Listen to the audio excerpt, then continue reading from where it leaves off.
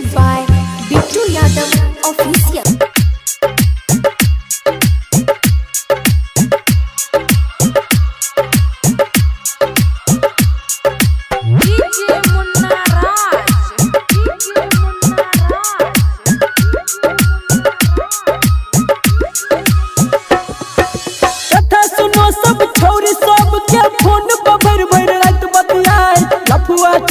चक्कर में हरदम व्हाट्सएप फेसबुक रहे चलाए वीडियो कॉल से बात करे छै माई बाप के ने बात बुझै छै लागल रहे छै हॉटलाइन पर खाना पीना कखनो न खाए बिजी रहे छै खाली छोरा सब में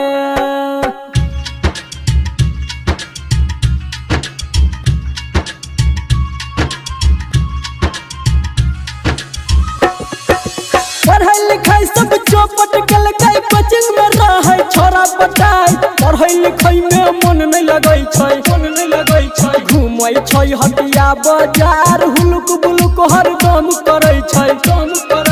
चॉकलेट चिलगम हरदम खाए मस्ती में हरदम रहे छै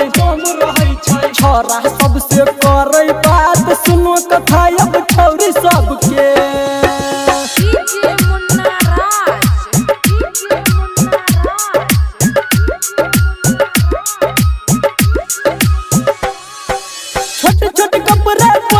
छौरी फेयर लवली मुँह में लगाए घर में ठोरंगा लपने रहे छै घोड़ी आधा देखा के चले छै छोरा सबके लाइन मारे छै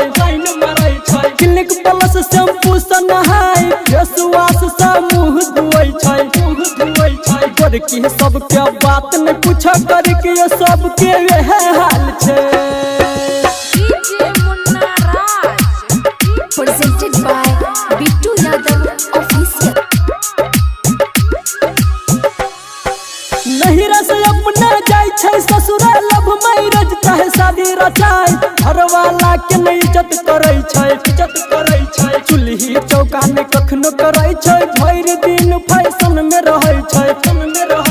जखने कोनो काम अरहाबै सासु ससुर पर आँख उनकाबै जान ल सब कोई ध्यान लगाए कथा सुनो सब छौरी सबके।